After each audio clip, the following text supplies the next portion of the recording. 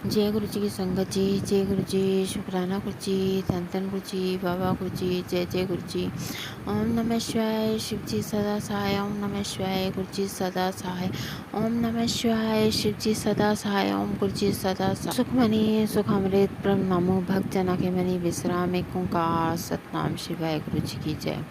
संगत जी देखिए, ये जो कन्वर्सेशन है गुरु जी के साथ कुछ टाइम हो गया, कम से कम भी शायद दो चार महीने हो गए होंगे। मैं बड़ी परेशान हो रही थी। मैंने गुरु जी से कहा, गुरु जी आप कहते हो कि सबको जवाब मैं देता हूँ, अगर तुम चुप रहो तो। मैं चुप भी हूँ, काफ़ी टाइम से मैं सब कुछ देख रही हूँ, तो आप जवाब क्यों नहीं देते? आपने मेरे दुश्मनों को तो इतना पावरफुल बना दिया है, उनके पास इतना सब कुछ है, पैसा सब कुछ है, कि वो मेरे पर काला जादू भी कराते हैं।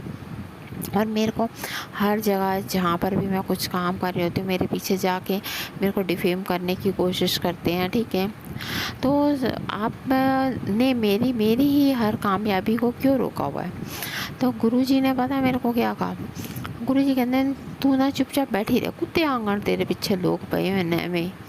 और किसी ने इतनी अक्ल नहीं है कि कोई सोच समझ के कोई ढंग नाल कोई फैसला करे, है ना।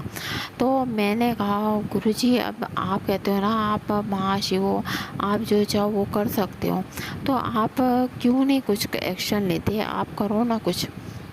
मैं भी तो देखो बहुत परेशान हो रही हूँ, मुझे जो काम करना है वो करना है, मैं खाली कैसे बैठ सकूँ? और सोचो ये मेरी मम्मी की ना बहुत बड़ी एम्बिशन थी, मतलब हार्डली वो दिल से चाहती थी कि मैं इतनी पढ़ाई लिखाई करूँ और मैं जॉब करूँ और फिर मतलब बहुत अच्छा हो।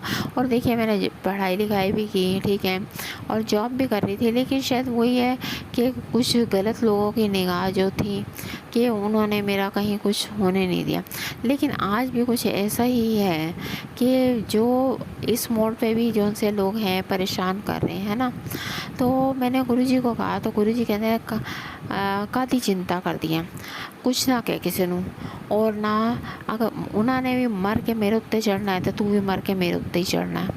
मैंने कहा गुरुजी वो तो ठीक है, आप जानते होंगे ना, जैसे कहते हैं ना कि इंसान जो सा है, आपने सुना होगा जो माँ के केरलेश्वर मंदिर में भी होता है, उनकी भस्म आरती वगैरह होती है ना। तो जस्ट गुरुजी ने उसी के अकॉर्डिंग ये बात कही कि जो लोग भी दुनिया से चले जाते हैं, वो अच्छे हों या बुरे हों, सबके सब जो से हैं भगवान शिव जी पे में ही समाते हैं। तो गुरुजी ने इसी बात से कहा। मैंने कहा गुरुजी वो तो सब कुछ सही है, लेकिन एक बात बताइए, आप कहते हैं अगले जन्म की पिछले जन्म की, लेकिन अगले जन्म में या पिछले जन्म में कौन जानेगा कि कौन क्या था? और किसी का नाम किसी ने आज बदनाम किया इतना, और किसी को क्या पता रहेगा कि ये इसने उसके साथ ऐसा किया था और इसको उस बात की सज़ा मिल रही है। लेकिन ये तो आप बताओ ना मुझे। तो गुरुजी कहते हैं ये भी गलती भी सही है। मैंने कहा गुरुजी मेरे को तो ना इंसाफ इसी जन्म में चाहिए, अगले जन्म में कोई नहीं जानेगा कि मैं कौन थी, मेरे साथ कितना गलत हुआ और मेरे को किस किसने गलत किया। मुझे ना इसी जन्म में इंसाफ चाहिए और जल्दी से जल्दी चाहिए। तो गुरु जी कहते हैं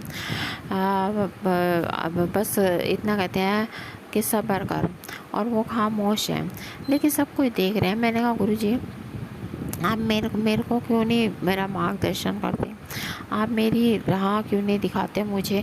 मेरा भी कुछ संवार दो। सबके तो आप इतने काम संवारते हैं, मेरी राह में क्यों अड़चन डालते हैं? तो पता है क्या हुआ? गुरु जी कहते हैं तू गुनाह कर, मैं तेरी भी मदद कराँगा। मैंने कहा मैं गुनाह करूं? मैंने कहा क्यों? भगवान तो सबकी मदद करते हैं, अच्छे बुरे इंसान की। तो ये ज़रूरी थोड़ा ना है कि आप मेरी मदद करो तो उसके लिए मैं कोई गुनाह करूं।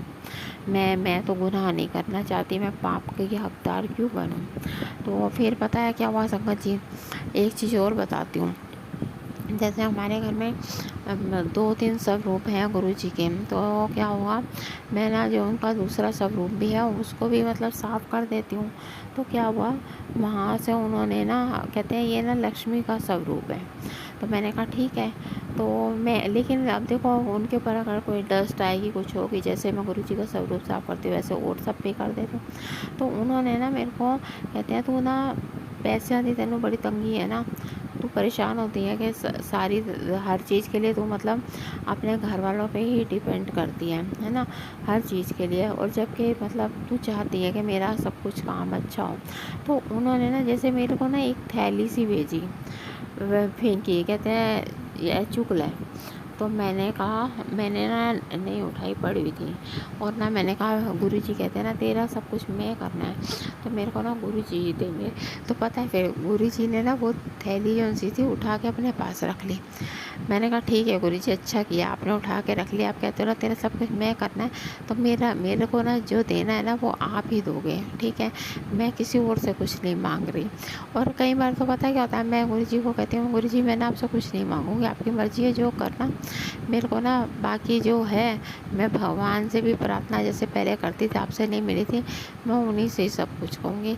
बाकी मैं आपकी जैसे पूजा करती हूँ वो मैं करती रहूँगी, करती ही हूँ और आगे भी करती रहूँगी। जब आपको लगेगा ना कि ये कि इसका भी कुछ कल्याण करना चाहिए तो आप करना उस टाइम। लेकिन पता है क्या है, गुरुजी खुद कई बार ना परेशान होते हैं, कहते हैं मैं सारे का भला करता है, लेकिन तेरे मामले में क्यों टिल्ला, मेरे को हले तक तेरा भला क्यों नहीं हो सकिया, कल्याण क्यों नहीं होया। मैंने कहा गुरुजी ये तो अब आप जानो क्या है, और बाकी तो आप ये देखिए कि मेरे को ना इंसाफ चाहिए और मेरे को इसी जन्म में चाहिए। अगले जन्म में पिछले जन्म में कोई नहीं जानेगा मैं क्या थी और मैं क्या हूँ, और मुझे ये सब प्रॉब्लम्स हुई हैं, मेरे को ये प्रॉब्लम्स किसकी वजह से हुई और क्यों हुई हैं। मैं बेगुनाह होते हुए भी मैंने इतना दुख झेला है। इस चीज़ को आप भी मानते हैं और आप भी कहते हैं। फिर गुरुजी जो से खामोश है, क्या करूं।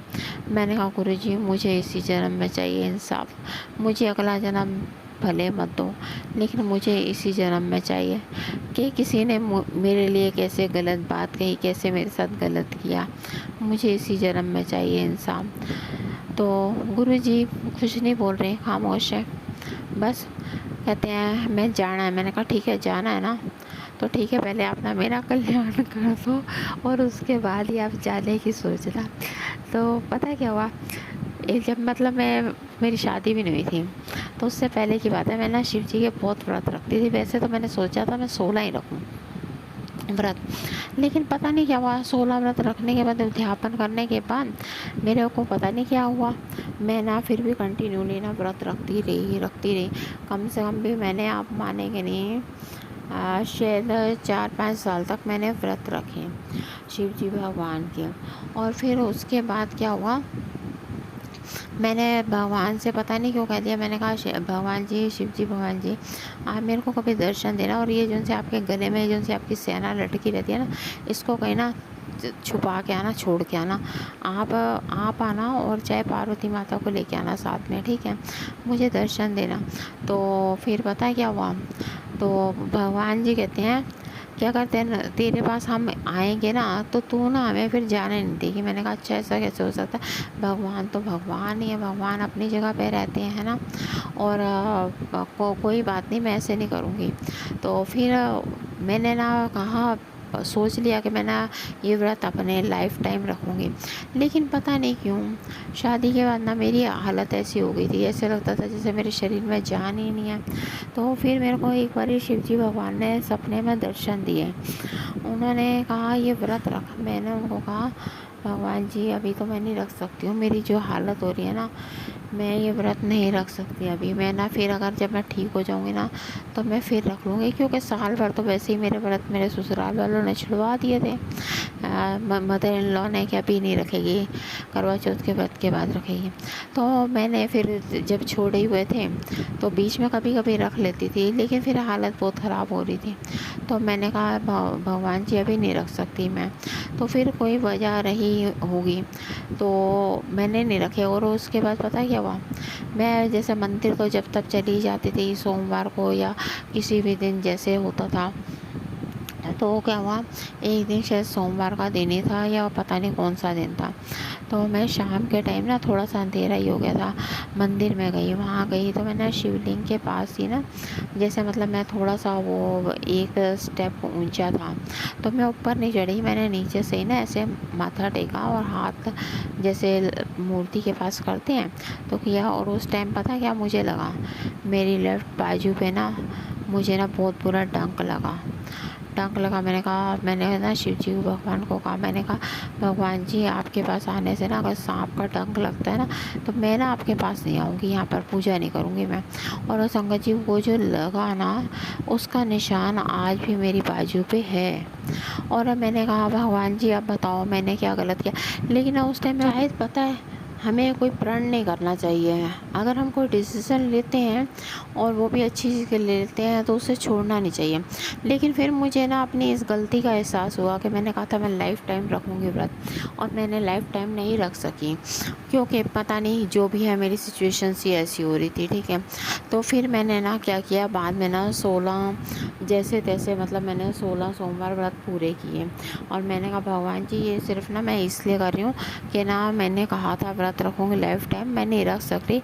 और आप ये सोचो ये व्रत मैं इसलिए रख रही हूँ कि मैं माफ़ी मांग रही हूँ आपसे, क्योंकि मेरे को ना व्रत रखना ना मेरे को बहुत मतलब मुश्किल हो जाता मेरे लिए।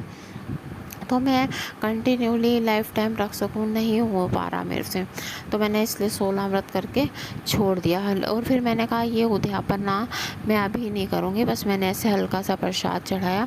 और मैंने कहा जब मेरा ये काम हो जाएगा ना तो मैं उसके बाद ना आपका ये उद्यापन करूँगी, और तब भी फिर मैं 4-5 व्रत रख लूँगी। तो फिर क्या हुआ उसके बाद संगत जी, फिर क्या हुआ कि मैंने गुरुजी को जैसे जब भी कहती हूँ ना कि मेरा ये काम कर दो, तो मैंने कहा गुरुजी ठीक है आप चाहते हो ना कि मैं ये काम ना करूँ। गुरुजी कहते हैं कि तू ना मेरी जिम्मेवारी है, तेरा हर काम मैं करना है। मैंने कहा ठीक है मैं आपकी जिम्मेवारी हूँ ना, जो काम मैं कर रही हूँ वो काम नहीं हो रहा ना मुझसे, अब वो काम ना आप कर दो मेरा। मैं ये सोचूंगी आप ही मेरा सब कुछ कर रहे हो, जो कुछ कर रहे हो मेरे लिए आप ही कर रहे हैं और आगे भी आप ही करेंगे। और मैंने अब ना आपको ये अपना सारा काम सौंप दिया, तो अब आप ही मेरा ये काम करिए। तो गुरुजी मेरे को कहते हैं अच्छा तो फिर मैं तेरा काम कर दिया। मैंने कहा कर दो ना, काहे के लिए तमाशा देख रहे हो आप, मैं इतनी परेशान हो रही हूँ। फिर वो जो सा नहीं कर रहे, कहते हैं ਤੁਹਾਡੇ ਕੋਲ पैसा सी ना तब भी तुम लोग जो सा ना बर्बाद हो गए, दुश्मनों ने कर दिया। मैंने कहा गुरुजी जब हमारे पास पैसा था तब भी लूट मार करने वालों ने बर्बाद कर दिया। आज हमारे पास पैसे की तंगी है, कुछ जो है वो नसीब में नहीं है शायद अभी भी, है ना। और जो नहीं है तो भी हमारी तबाही हो रही है हर तरह से। और तो इसलिए बेहतर ये है कि चलो उस टाइम तो जो था सो था, घर वालों में जो भी था, प्रॉपर्टी की लड़ाई झगड़ा जो भी था, लेकिन अब हम लोगों की जैसे हैं भाई बहन हैं, सब किसी की अपनी अपनी लाइफ है, ठीक है, अपनी मेहनत से जो कर रहे हैं तो कम से कम अब तो हमारा सब कुछ ठीक कर सकते हैं ना। और आज हमें पैसों की ज़रूरत है, ठीक है। जो हमारे गुरुजी ना यही सोचते हैं कि इनको मैं सब कुछ ठीक कर दूं और ये लोगों फिर से इन लोगों को बर्बाद ना कर दें। मैंने कहा लेकिन वो अगर आप इस तरह से सोचेंगे तो ऐसे कैसे होगा। लेकिन हाँ कोई हमारी रक्षा का सुरक्षा का भी तो आप कर सकते हैं इंतज़ाम, कि जिससे कि हमें कोई परेशानी ना हो और हमारा अच्छा सा बंदोबस्त करिए प्लीज़। तो गुरुजी बस सोच रहे हैं लेकिन कुछ कर नहीं पा रहे हैं, अब उनकी मर्ज़ी है, वो कब क्या करेंगे कह नहीं सकती। जय गुरु जी, शुक्राना गुरु जी, धन धन गुरु जी, सुख मनी सुख अमृत पर नमो भक्त जना के मनी विश्राम, एक ओंकार सतनाम शिवाय गुरु जी। जय ओम नमः शिवाय, शिव जी सदा सहाय, ओम नमः शिवाय, गुरु जी सदा सहाय। जय गुरु जी, धन धन गुरु जी, धन धन गुरु जी, धन धन गुरु जी, शुक्राना गुरु जी, अज भी थोड़ा शुक्राना, कल भी थोड़ा शुक्राना।